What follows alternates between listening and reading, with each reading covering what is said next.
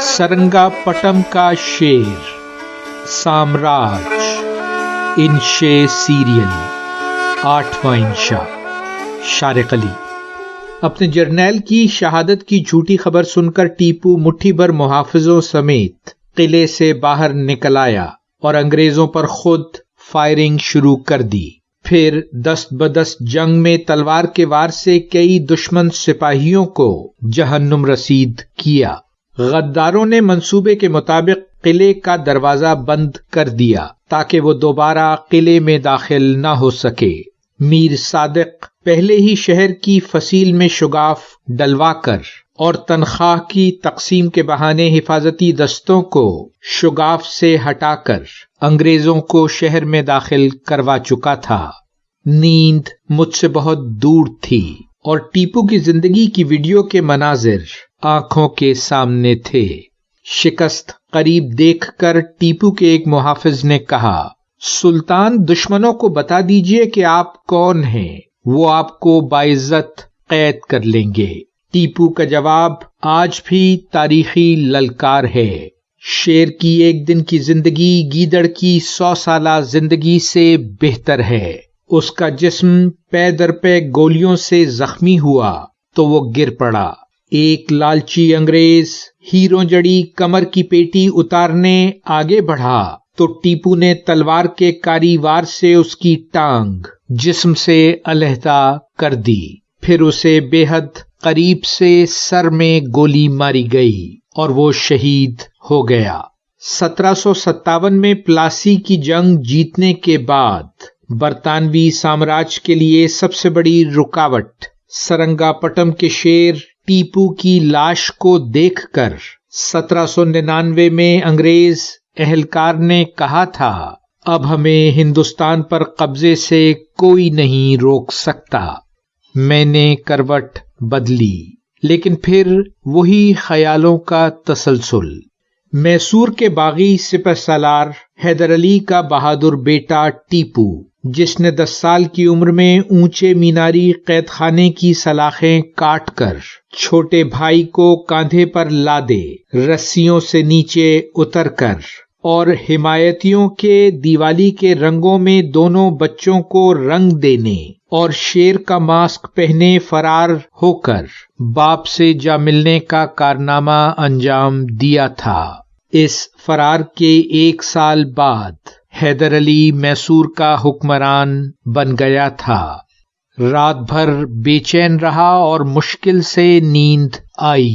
صبح یونیورسٹی کے کوریڈور میں پروف کو بے خوابی کا احوال سنایا تو بولے، میسور ان دنوں ایک بڑی ریاست تھی جسے مسالہ جات کی پیداوار اور کپڑے کی صنعت نے بے حد دولت مند بنا دیا تھا۔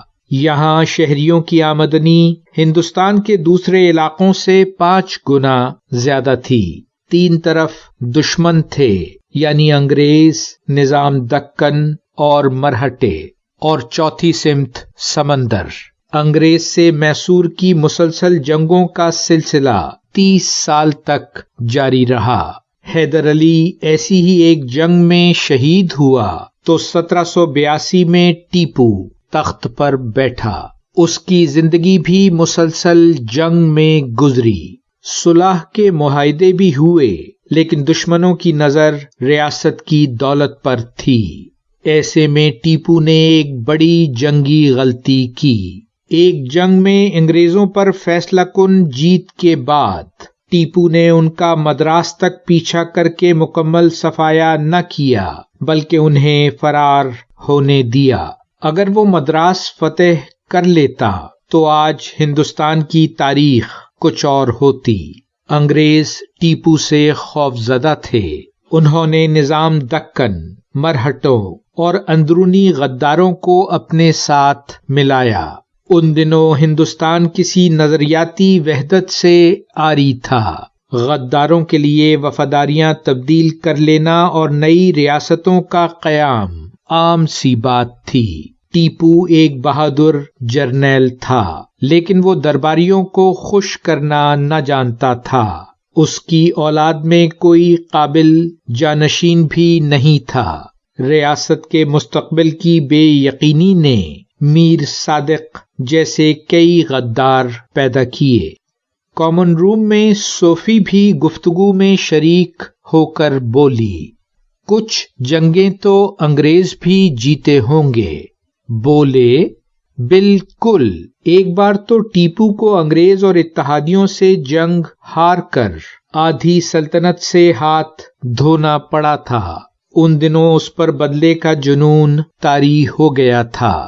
اس نے قسم کھائی تھی کہ وہ جب تک انگریزوں کو ہرا نہیں لیتا بستر پر نہیں سوئے گا، اور وہ مستقل فرش پر سوتا رہا۔ اس نے ایک گھڑی بنوائی جس میں ایک شیر ایک برطانوی فوجی کا گلا دبوچ رہا تھا۔ یہ گھڑی آج بھی لندن میوزیم میں ٹیپو کی یادگاروں میں محفوظ ہے۔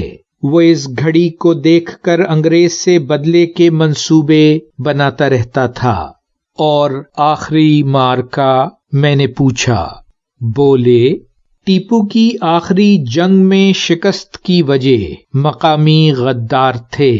کئی موقعوں پر انگریز فوج ٹیپو کے فوجی دستوں کی زد میں آئی، لیکن غدار سپہ سالار جو انگریزوں سے مل چکے تھے حملے کا حکم دینے سے گریز کرتے رہے، اور سپاہیوں کے پوچھنے پر کہتے کہ یہ ٹیپو ہی کی حکمت عملی ہے۔ وہ جان بوجھ کر اپنے دستوں کو انگریز توپوں کی زد میں لا کر بھاری جانی نقصان کرواتے۔ بالآخر یہ غداری سپاہیوں پر ظاہر ہو گئی اور انہوں نے میر صادق اور دیگر غداروں کو قتل کر دیا، مگر اس وقت تک بہت دیر ہو چکی تھی۔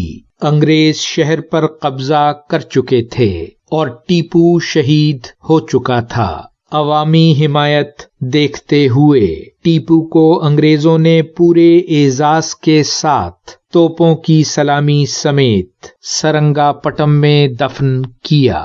آج بھی کیا ہندو کیا مسلمان سب اپنے ہیرو کو حاضری دینے آتے ہیں۔ جاری ہے ویلیو ورسٹی، شارق علی۔